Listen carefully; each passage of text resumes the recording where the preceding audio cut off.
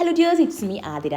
ഇന്ന് ഞങ്ങളുടെ ബ്ലോഗ് എന്താണെന്നറിയോ, എങ്ങനെ പഠിക്കാണ്ട് എക്സാം വരും. എൻ്റെ പൊന്നുമക്കളെ അങ്ങനെയും ചെയ്തേക്കില്ലേ. അത്യാവശ്യം പഠിച്ചിട്ട് എക്സാമിന് പോകണം, അല്ലെങ്കിൽ മുക്കി മൂഞ്ചി ഇരുന്ന് പോകും. ഒന്നാമത് യോഗയാണ്. കുണ്ടലിനി ശക്തി ഒന്നും ഉറന്നിട്ടില്ലെങ്കിൽ ഒരു കുന്തും എനിക്ക് എഴുതാൻ പറ്റത്തില്ല.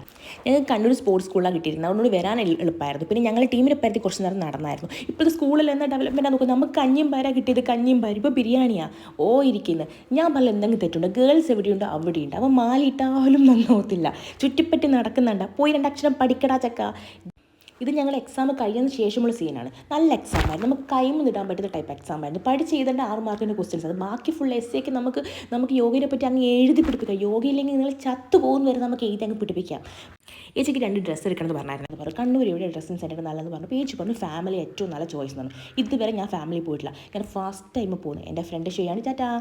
ദെൻ ഞങ്ങൾ അതിവിടെയൊക്കെ നോക്കി. എന്നാ സെലക്ഷനാണ്, എന്നാ ക്ലീനാണ്, എന്നാ സർവീസ്. അടിപൊളിയാണ് കേട്ടോ. ഞാൻ കണ്ണൂർ കടലിൽ ഏറ്റവും നല്ല ഷോപ്പിംഗ് മോൾ എനിക്ക് തോന്നുന്നു ഫാമിലിയാണ്.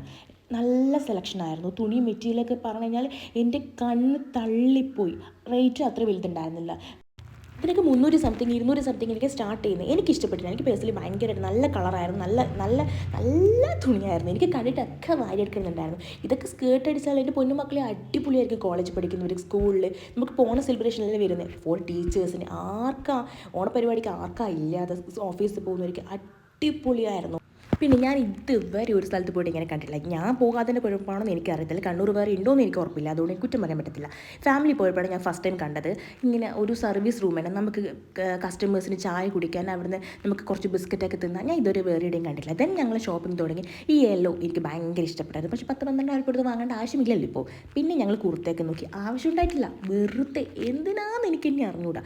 ഇതിലേതെടുക്കും ചേട്ടാ എന്ന് പറഞ്ഞ പോലെയായിരുന്നു എൻ്റെ അവസ്ഥ. സത്യം പറഞ്ഞാൽ ഞാൻ എടുക്കാൻ പോയതല്ല, ഏച്ചിയാണ് എടുക്കാൻ പോയത്. 2 മെറ്റീരിയലായിരുന്നു. അത് ഏച്ചി വേഗം എടുത്തായിരുന്നു. പിന്നെ ഞങ്ങളെ കുറച്ച് പ്രഹസനങ്ങളൊക്കെ ആയി. ഈ ടോപ്പ് എനിക്ക് ഇഷ്ടപ്പെട്ടായിരുന്നു. പിന്നെ ഇതെത്ര പവനാ ഭഗവാനെ. ആ മാലയൊക്കെ കണ്ടിട്ട് എടുത്ത് ഓടാൻ തോന്നിയിട്ടുണ്ടായിരുന്നു. നല്ല ഭംഗിയായിരുന്നു. വള എനിക്കിതൊക്കെ ഇഷ്ടപ്പെട്ടായിരുന്നു. എനിക്കിങ്ങനെ ആക്സസറീസ് ഒക്കെ ഇഷ്ടമാണ്. പക്ഷേ ഇടാൻ ഇഷ്ടമല്ല, കാണാൻ ഇഷ്ടമാണ്. പിന്നെ ഞങ്ങളവിടെ നിന്ന് ഇറങ്ങി ബസ്സൊക്കെ കയറുമ്പോൾ ഇതായി കുഞ്ഞിപ്പുഴും. നല്ല രസമായിരുന്നു. ഞാനിങ്ങനെ ബോറടിച്ചിരിക്കുമ്പോഴാണ് കുഞ്ഞിനെ കണ്ടത്. അതുകൊണ്ട് ആ സമയങ്ങൾ പോയി. ദെൻ അനൂട്ടൻ വന്നു. ഇവൻ്റെ പേടകത്ത് കയറാൻ എനിക്ക് ഭയങ്കര പേടിയുണ്ട്. കാരണം അവൻ സ്പീഡ് പോകുമ്പോൾ എന്നെ നിഞ്ഞടിക്കും. അവന് പേടിയില്ല, പക്ഷേ എനിക്ക് പേടിയാണ്. നമുക്കെന്തെങ്കിലും കഴിക്കാണെന്ന് ചോദിച്ചപ്പോൾ ഞാൻ കുറച്ച് ഹെവിയെ പിടിച്ചു. പക്ഷേ ഇവനെ 2 കല്ലും കയ്യിൽ ഒതുക്കി കളഞ്ഞു. സാരമില്ല, ഞാൻ അടുത്ത ടൈം നിന്നെ പിടിച്ചോളാടാ. നാളെ സ്കൂൾ ഡേ ആണ്. അതുകൊണ്ട് കൊണ്ടുപോകാൻ കുറച്ച് ഫ്രൂട്ട്സൊക്കെ വാങ്ങിച്ചു. പിന്നെ എനിക്ക് കുറച്ച് ബേക്കറി ഞാൻ തന്നെ വാങ്ങിക്കൊടുത്തു. പിന്നെ അമ്പാടി കുറച്ച് മുട്ടായി വാങ്ങി. കാരണം രാവിലെ ഞാൻ വീട്ടിൽ നിന്ന് ഇറങ്ങിയത്. അപ്പോൾ എന്തായാലും അവൻ പ്രതീക്ഷിക്കുന്നില്ല. പിന്നെ സോപ്പിട്ട് പിടിച്ചാൽ ശരിയാകത്തില്ല. പിന്നെ ഞങ്ങൾ ശകടത്തിൽ നേരെ വീട്ടിലേക്ക്. അമ്പാടി ഫുൾ കലിപ്പിലാണ്. ഓക്കെ മക്കളെ, ടാറ്റ ബൈ ബൈ, സീ.